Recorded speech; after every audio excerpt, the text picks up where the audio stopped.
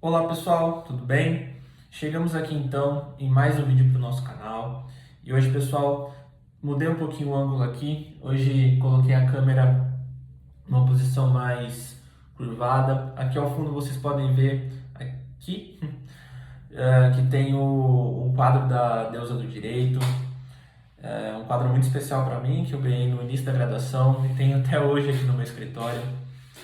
E também, pessoal, gostaria de agradecer a vocês pelo feedback, pelo todos os compartilhamentos que as pessoas estão podendo aprender um pouquinho comigo. Eu recebi alguns feedbacks essa semana muito bacanas e que mostram que a gente está fazendo um serviço legal, principalmente porque estamos ajudando pessoas a entenderem o conteúdo que na minha época da faculdade eu entendia como muito difícil, né? Porque na faculdade é sempre mais aquela correria, né? Principalmente quando a gente chega do colégio, a gente tem o contato com a matéria jurídica, a gente não faz ideia do que a gente está fazendo.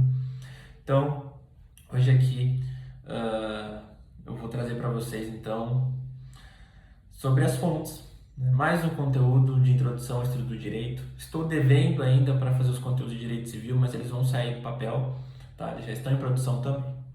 Então, fontes do direito é o tema de hoje. E para iniciar, eu quero tratar com vocês que as fontes, elas têm que ser entendidas primariamente no sentido metafórico. E por que no sentido metafórico? Porque a gente vai entender a fonte como um nascedouro. É onde ela nasce, onde o direito nasce. Porque a gente viu que o direito tem os seus conceitos, o direito tem a sua cultura, mas a gente tem que entender que o direito tem as suas fontes. Por onde que o direito nasce? A gente vai ver que o direito possui diversas fontes. E por aqui, primeiramente, a gente vai tratar sobre duas doutrinas, a doutrina tradicional e a doutrina moderna. Para mim, eu entendo que a doutrina moderna ela é a aplicável hoje em dia, tá? Porque a doutrina clássica ela vai fazer justamente vai se remeter à época do positivismo jurídico, onde a lei era a fonte das fontes, né? Mas esse diálogo de fonte das fontes ele é muito extenso também, mas eu utilizei esse termo para vocês entenderem que era o positivismo jurídico que reinava na época e que deu conteúdo, que deu fundamentação para a teoria clássica, né? Que utilizava a lei como fonte primária, né? Mas para a doutrina moderna, que é a doutrina mais atual, que eu vou bater aqui com vocês nesse vídeo, vai falar que não, o direito ele vai se dividir no caso, as fontes do direito vai se dividir em fontes sociais e aí a gente vai chegar nas fontes jurídicas.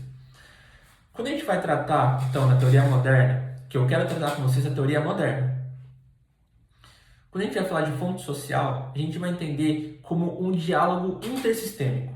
E por que um diálogo intersistêmico? Porque o direito ele vai o direito vai conversar com diversas fontes, com diversas áreas, né? A gente pode utilizar como áreas a ciência, né? A gente viu a evolução da ciência, principalmente agora nesse período pós-pandêmico, hoje em dia a inteligência artificial praticamente fazendo todos os serviços, né? Isso é bom ou ruim? Isso só o tempo vai dizer, né?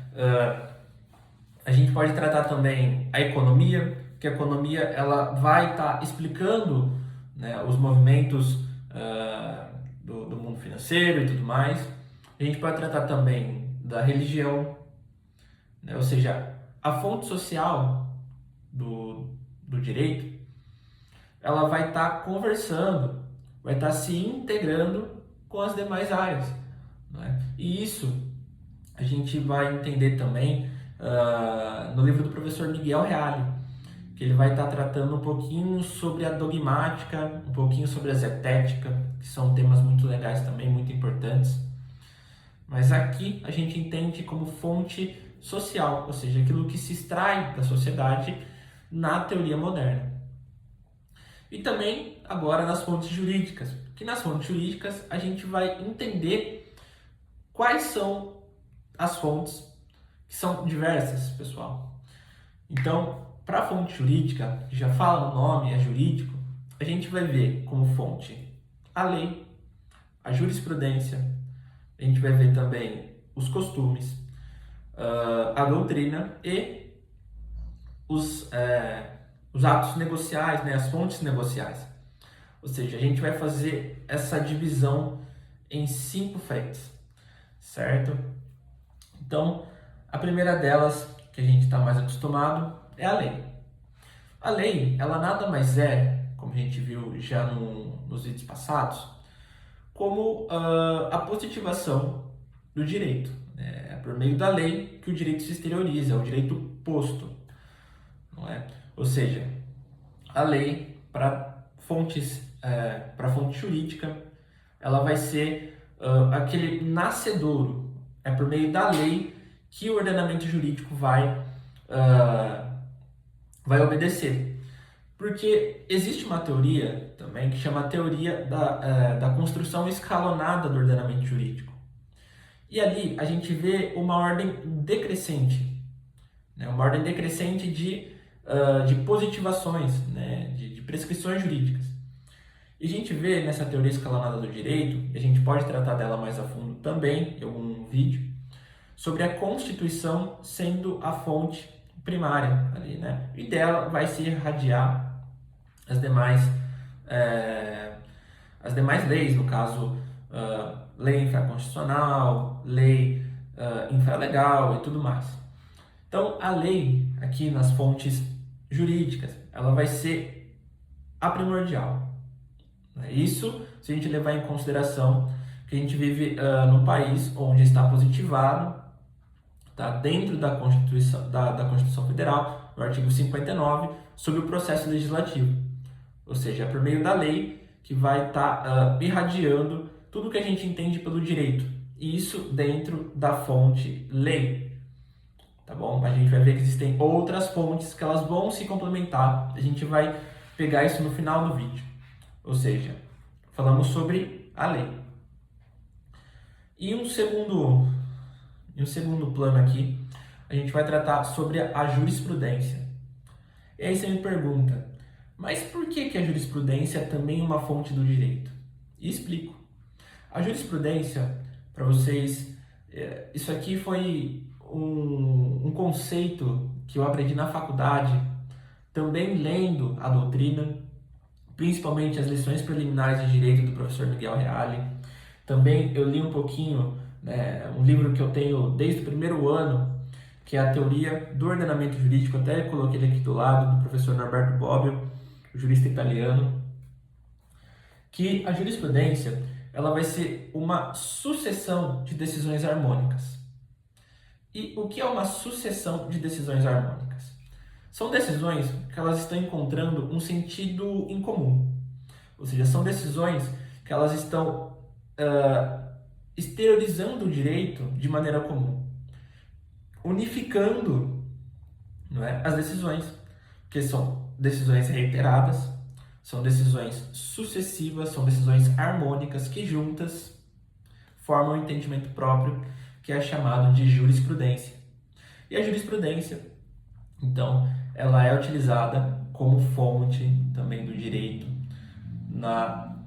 dentro dessa teoria moderna, né, quando a gente está tratando de fonte jurídica, como mais uma fonte do direito. Ou seja, primeiro a gente viu a lei, agora a gente viu a jurisprudência, tá bom? É claro, a jurisprudência a gente tem que entender que ela vem a partir do aplicador do direito. E o aplicador do direito é o juiz de direito.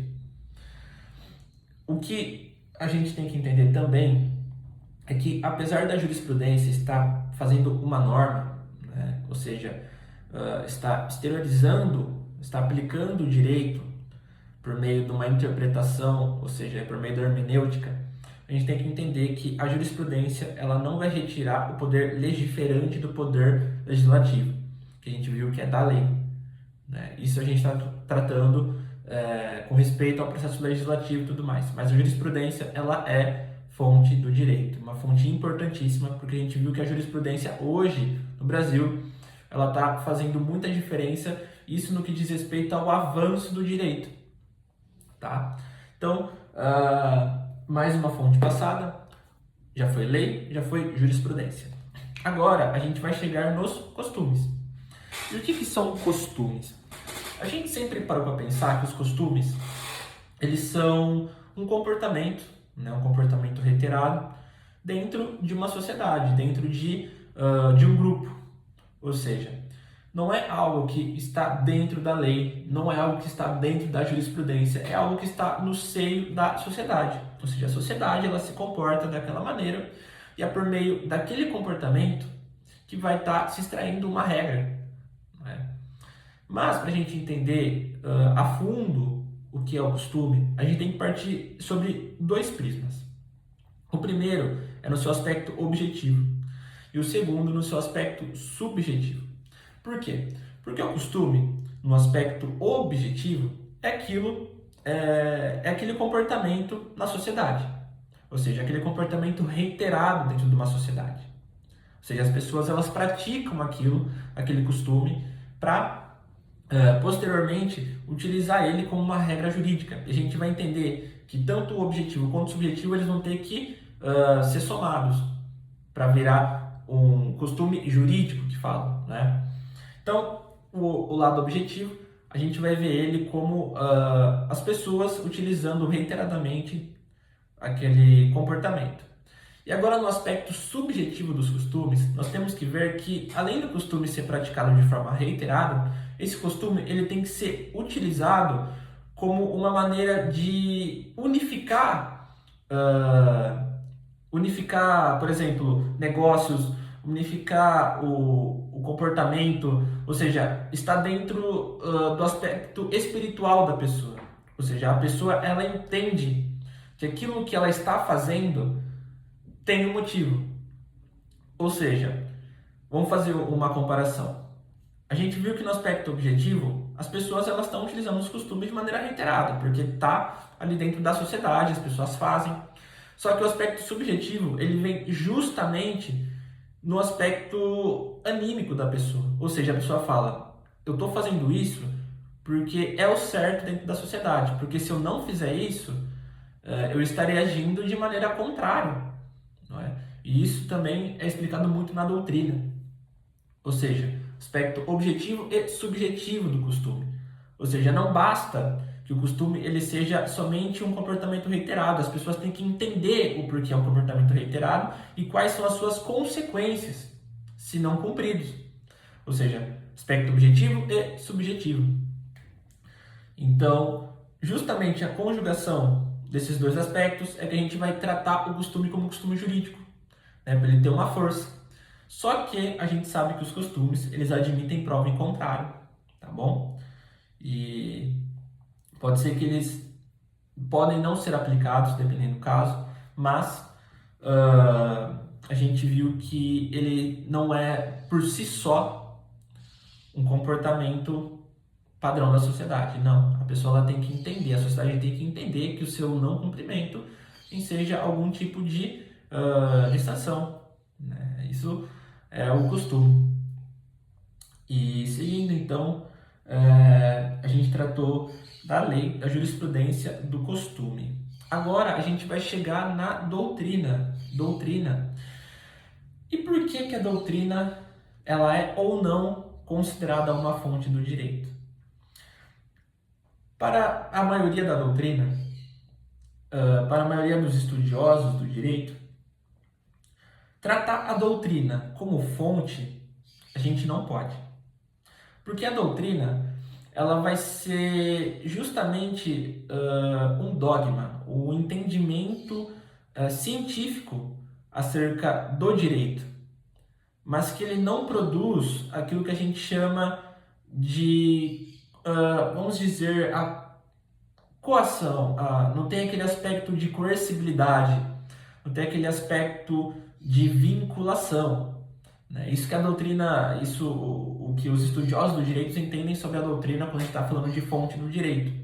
Ou seja, a doutrina ela vai ter aquele aspecto científico, aquele aspecto que a gente vai ler, a gente vai entender como um dogma, ou seja, que está ajudando o jurista a entender o direito para aí chegar naquelas fontes que a gente tratou ali em cima. Tá? Mas a doutrina, dentro da classificação das fontes do direito, para alguns é considerada fonte, para outros não é. E eu me filio à posição de que a doutrina ela não pode ser considerada como fonte, mas ela tem que ser estudada dentro das fontes do direito, porque a doutrina, relembrando, ela vai atuar como o aspecto científico, o aspecto que vai levar ao jurista elementos suficientes, elementos de direito, por exemplo, comparado, de direito internacional e de tudo mais, para ele entender e extrair da doutrina aquele, aquele estudo para ser aplicado na lei, para ser aplicado na decisão judicial, não é? Ou seja, a doutrina ela vai ter esse papel secundário, né, que alguns juristas, alguns estudiosos do direito entendem, tá bom? E por último, pessoal, mas não menos importante, perdão, a gente vai ver sobre a fonte negocial, que ela é muito, na minha visão, muito negligenciada quando a gente fala sobre fontes do direito. E por quê que ela é negligenciada? Porque a fonte negocial, ela vai advir a partir de uma grande conquista do direito que a gente compreende como autonomia da vontade. E por que autonomia da vontade? Porque o direito ele propôs ao cidadão que ele pode realizar atos da sua vontade, desde que esses atos não sejam contrários ao ordenamento jurídico, desde que esses atos sejam possíveis, lícitos, né? Isso a gente vê ali no artigo, quando a gente vai tratar do princípio da autonomia da vontade, né, na Constituição, mas a gente vai ver no aspecto do direito civil, principalmente, lá no artigo 104 do Código Civil. Quando a gente vai tratar do objeto determinável, determinado, pessoas capazes, a gente vai ver do objeto ilícito, de forma prescrita ou não defesa em lei, né? A gente vê esse aspecto da autonomia da vontade lá. E justamente a fonte negocial ela vai entrar nessa seara contratual, essa seara que o direito ele pode ser produzido também por pessoas comuns, não necessariamente pelo processo legislativo ou talvez o processo de normatização através da jurisprudência. Ou seja, pessoas como eu, como você, por meio de um contrato, também podemos exercer aí uma fonte do direito, né? Respeitado aquilo que a lei não proíbe, né? Ou seja, isso vai entrar justamente numa parte que a doutrina, principalmente na teoria do ordenamento jurídico, vai falar sobre as normas que proíbem mandar, normas que mandam mandar, normas que proíbem proibir, normas que proíbem permitir, né? Ou seja, são todos entendimentos que dentro de uma seara contratual elas vão estar se manifestando, não é? Então, acredito que dentro das fontes do direito a gente pode conversar exatamente sobre quais são elas.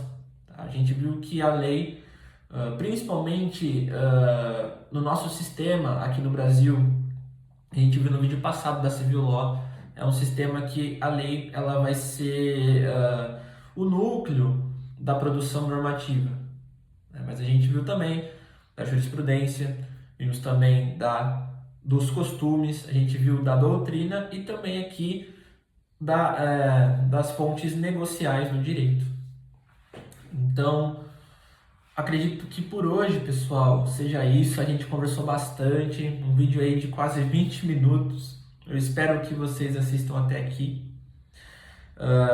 Esse é um assunto que aqui ele está sendo passado para vocês da maneira mais resumida possível, porque é um assunto que a doutrina trata de uma maneira muito extensa. Existem diversos doutrinadores, diversos entendimentos diferentes acerca desse tema, tá? Mas eu me baseei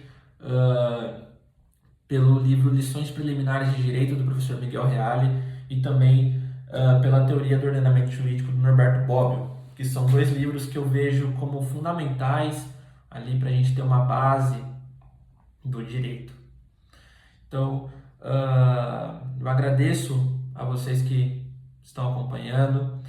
E eu vejo vocês então no próximo vídeo. Se vocês tiverem alguma dúvida, algum comentário adicional ou alguma correção, os comentários estão aqui. Vocês podem aí trocar essa ideia comigo, a gente poder estar trazendo um conteúdo bacana e cada vez mais detalhado para vocês, tá bom? Então por hoje é isso. Eu agradeço aí, pessoal, por tudo e até a próxima. Tchau, tchau.